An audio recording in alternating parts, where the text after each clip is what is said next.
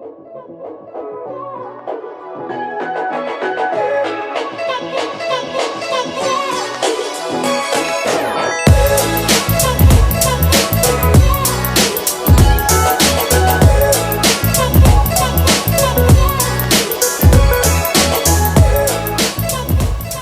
est jeudi le 13 mai et ça fait une semaine que je suis passé chez ma sœur. La dernière fois quand je suis venu, il y avait des cellules de reine vides dans le bas des cadres qui pouvaient laisser démontrer une envie de faire un essaim éventuellement. Et je croyais également que la saison de floraison des pissenlits était terminée. Dans les faits, la saison des pissenlits est en train de commencer. Là, on est en train de battre son plein, il y en a partout autour. Et là, je vais valider si les cellules de reine ont finalement des œufs ou des larves à l'intérieur et si l'espace que j'ai ajouté la dernière fois est occupé. Je suis prêt à toute éventualité. J'ai du stock pour faire des divisions au besoin et j'ai du stock pour rajouter des étages encore sur les ruches si elles ont commencé à occuper l'espace. Dans tous les cas, les petits cerisiers commencent à fleurir, les pissenlits sont en fleurs, les pommiers, on commence à avoir les bourgeons de fleurs qui sortent. Si j'ai une chance pour avoir du miel de printemps, c'est maintenant avec ces deux colonies-là sont extrêmement développées, extrêmement fortes, malgré la floraison qui n'a pas encore commencé. Donc, j'espère beaucoup que les coupettes soient vides et que je puisse encore rajouter de l'espace et faire une récolte assez tôt cette année. Alors aujourd'hui, ça va être une visite assez courte et peu invasive. Je n'aurai pas besoin de sortir de cadre en tant que tel si j'ai pas de division à faire. Je vais ouvrir les ruches et pencher les boîtes pour aller vérifier les cellules de reine sous celles-ci.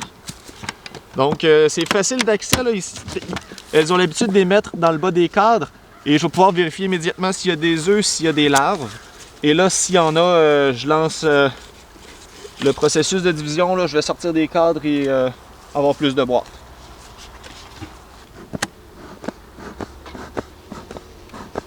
Pas mal inutilisées. Ouais, elles ont à peine monté là. Je vais peut-être échanger des cadres de place en fait.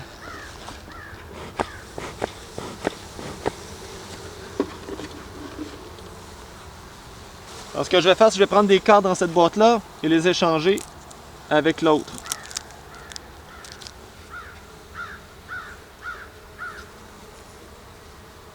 Donc un peu de couvain des ressources.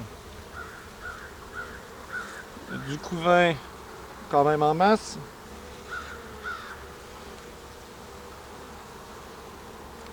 Qui a des cellules de reine. Des cellules de reine qui m'ont encore l'air vides. Donc c'est ça ici les cellules de reine en question dont je parle là. Et elles ont l'air vides encore. J'en ai une qui a un œuf en fait. Non, elles ont des œufs.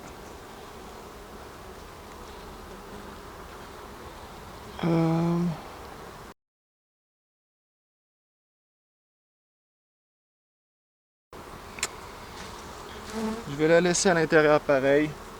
Si elles réalisent qu'elles ont de l'espace, peut-être que les abeilles vont les retirer là. Je suis pas certain.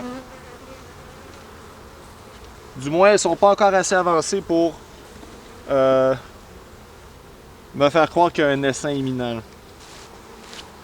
Je m'étais amené des cadres avec de la cire aujourd'hui. Ce que je vais faire, c'est que je vais en donner à la reine pour qu'elle puisse aller pondre dans cette colonie-là.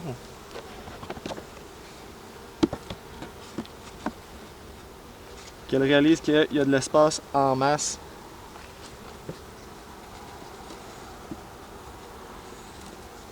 Et que la volonté d'essaimer se dissipe. Moi, j'ai quand même espoir qu'elle retire les œufs. C'est pas dit là, que les œufs vont venir à terme dans la colonie.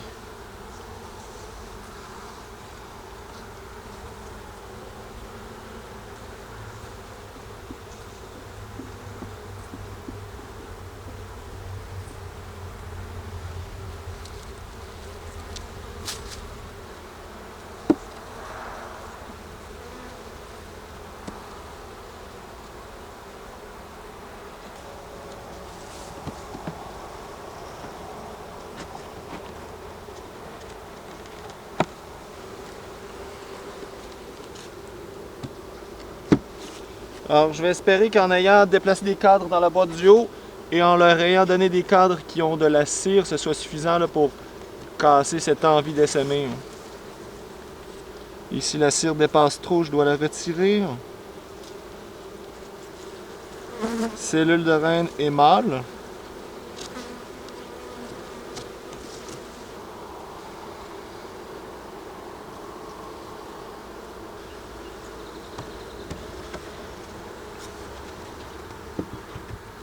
Alors, on se souhaite bonne chance pour cette ruche-là.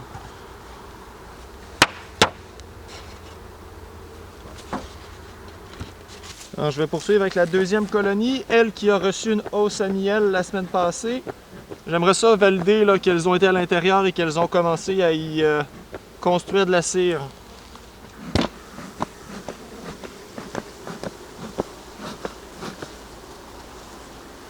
J'avais monté le cadre de mâle à l'étage supérieur. Le reste est intouché, il n'y a absolument rien, mais là elle commence à monter, il y a de l'activité, donc j'ai espoir qu'elle puisse construire sous peu. Dans le cadre de mâle, elle stocke du nectar quand même en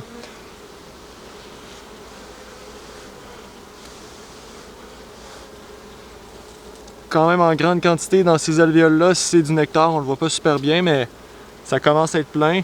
Il va être operculé quand même sous peu.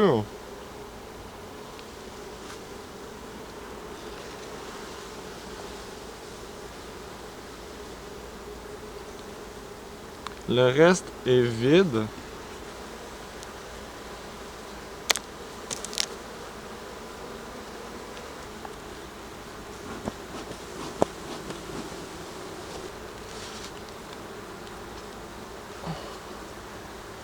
Au niveau des cellules d'essaimage, sur ce cadre-là, c'est la boîte qu'il y avait en dessous, elle est quand même vide. Par contre, je vais la changer. Les cadres s'affaissent à l'intérieur. Au niveau de la ruche du bas,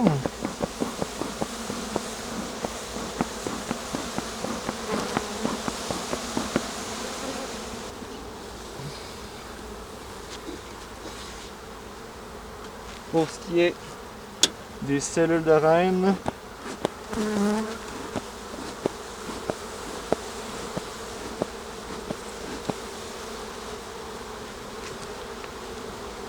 on en a ici sur ce cadre-là, on en a un petit peu là également. J'en ai une qui a un œuf ici que je vois. Les autres m'apparaissent être vides. Je suis pas sûr que c'est un œuf. Dans tous les cas, je vais les détruire. Parce qu'elles ont de l'espace en masse, je pense pas que ce soit nécessaire qu'elles fassent un essaim. Je vais me permettre de les détruire puis prendre une chance. Elles en reconstruiront au besoin.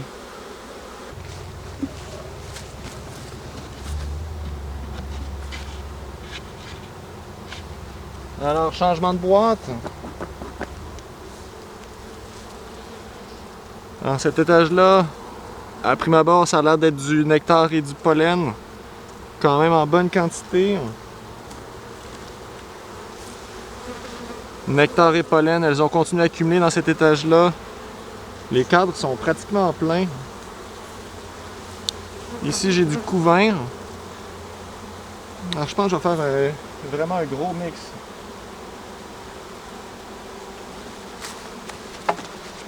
Je vais me préparer une deuxième boîte pour accueillir ce qui semble être du nectar et du miel qui va aller sur le dessus de la ruche, au-delà de la grille à reine.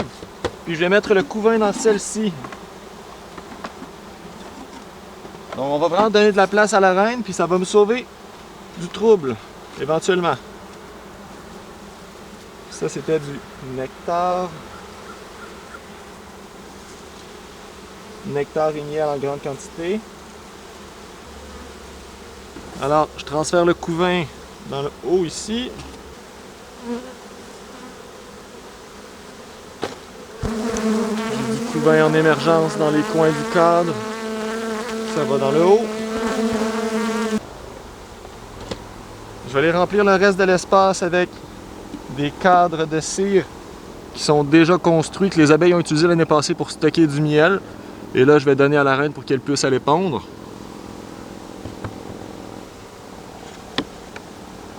Ou du moins pour qu'elle puisse aller stocker, là. Je veux casser l'envie de semer immédiatement. Garder la colonie aussi forte qu'elle l'est présentement.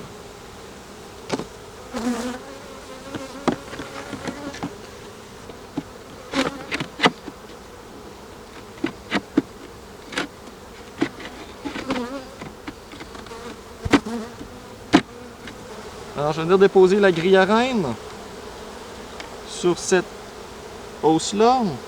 Donc, tout ce qui est en bas contient du couvain. En haut, je vais venir déposer ce qui contient présentement le miel, le nectar et le pollen. Pour le pollen, si elles en ont besoin, elles pourront aller le chercher sans trop de problèmes, là.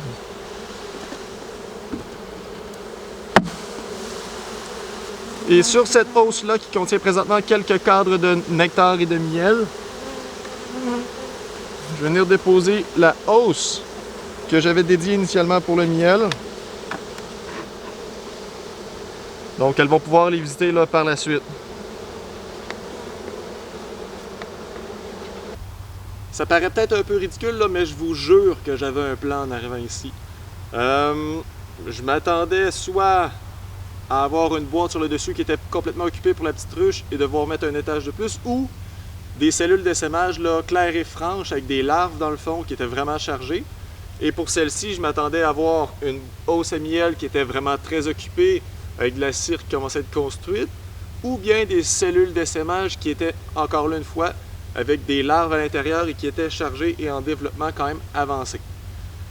Ce que je m'attendais pas, c'était d'avoir une cellule d'essaimage de temps en temps qui avait un œuf, donc il était vraiment là, ça me laisse croire que ça s'est fait peut-être aujourd'hui ou hier. C'est pour ça que là, j'ai remanié un petit peu les cadres, j'ai ajouté des cadres qui avaient de la cire de construite pour venir leur, idéalement, couper l'envie de faire l'essaim, donc qu'elles aient de l'espace à remplir avec du nectar, des fleurs qui sont extrêmement abondantes de ce temps-ci, ou pour que la reine ait de la place pour pondre. Idéalement, c'est de la place pour que la reine ponde et que, dans le fait, les cellules d'essaimage ne viennent pas à terme. Mais dans tous les cas, tout ce que ça me confirme, c'est que je vais revenir dans une semaine. Si elle commence à pondre aujourd'hui, j'ai 2 semaines avant que des futures reines émergent. Là, j'ai détruit plusieurs cellules d'essaimage, j'ai laissé des œufs dans certaines. J'espère que ça ne continuera pas. Les abeilles peuvent enlever les œufs et mettre un terme à ça, mais ça se peut très bien qu'elles aillent de l'avant. Si elles vont de l'avant, moi je vais venir faire les divisions la semaine prochaine quand les œufs se seront développés en larves et que possiblement que les cellules seront fermées à mon prochain passage. Entre-temps, j'espère que les essaims ne se formeront pas avant que les cellules soient prêtes à éclore. C'est une possibilité, mais je ne penserais pas. J'ai vraiment ajouté beaucoup d'espace. Dans chacune des ruches, c'est presque un 7 à 10 cadres qui contiennent de la cire déjà fabriquée. Donc, c'est 7 à 10 cadres utilisables dès maintenant par les abeilles ou la reine. Donc, je me croise les doigts, mais je ne suis pas à l'abri que des essaims se préparent tout de même.